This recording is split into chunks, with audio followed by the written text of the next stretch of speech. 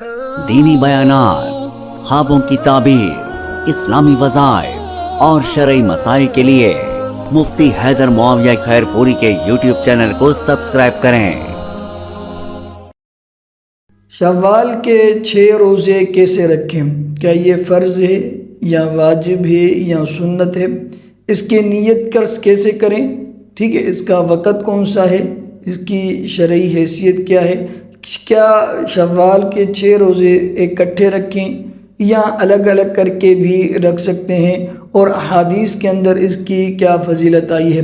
دیکھیں، شوال کے 6 روزے رکھنا جو ہے یہ کوئی فرض یا کوئی واجب نہیں ہے، ٹھیک ہے، یہ ایک مستحب عمل ہے۔ کوئی رکھتا ہے تو اچھی بات ہے، باعث اجر و ثواب ہے۔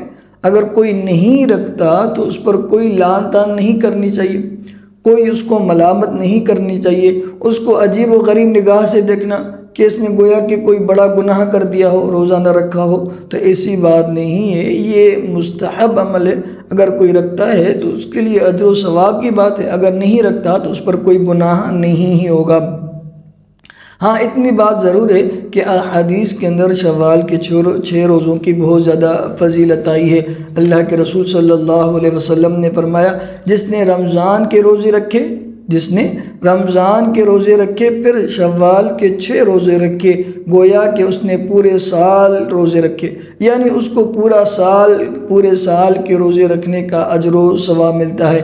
تو یہ حدیث مبارکہ ہے، یہ شوال کے 6 روزوں کی فضیلت ہے۔ ٹھیک ہے، میں نے یہ آپ کو بتا دیا کہ یہ مستحب عمل ہے، کوئی فرض یا واجب نہیں ہے۔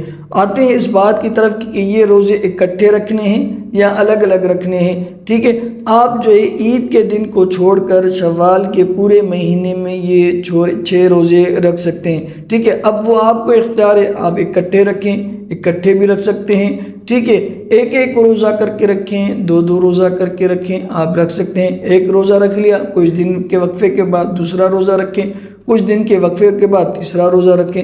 اس طرح پورے مہینے میں الگ الگ بھی رکھ سکتے ہیں۔ لازم اور ضروری نہیں ہے کہ آپ پے در پہ اکٹھے جو ہے وہ کنٹینیو 6 روزے رکھیں، کوئی لازم اور ضروری نہیں ہے۔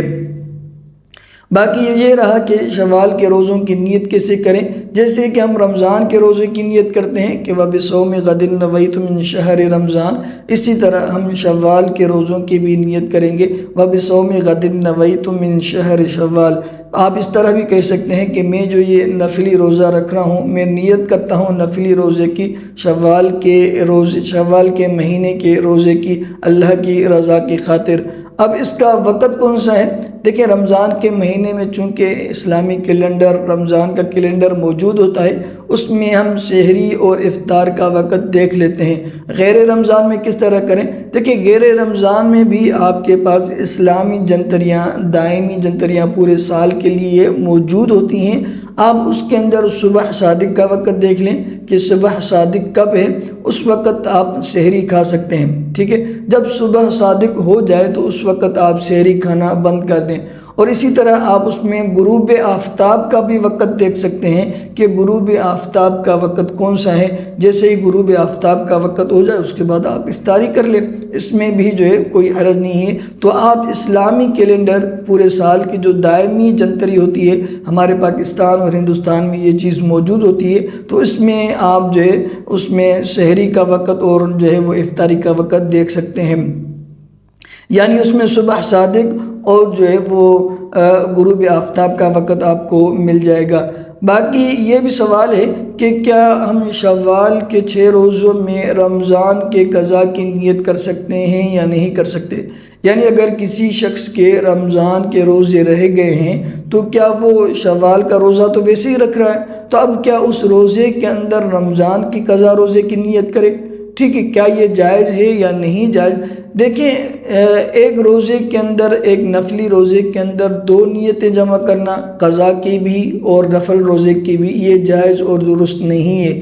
آپ شوال کا نفلی روزہ رکھ رہے ہیں، آپ اس میں یہ نیت کریں کہ بھئی یہ ویسے تو میرا شوال کا نفلی روزہ ہے، لیکن میں نے چونکہ رمضان کا روزہ چھوڑ دیا تھا، مجھ سے قضا ہو گیا تھا کسی عذر کی وجہ سے، تو اب میں اس میں قضا کی نیت کروں، تو یہ درست نہیں ہے۔ آپ اس میں ایک ہی نیت کر سکتے ہیں، یا تو آپ نفل کی نیت کریں یا قضا روزے کی نیت کریں۔ اللہ سے دعا ہے اللہ رب العزت آپ کا اور ہمارا حامی اور ناصر ہو۔ السلام علیکم ورحمۃ اللہ وبرکاتہ۔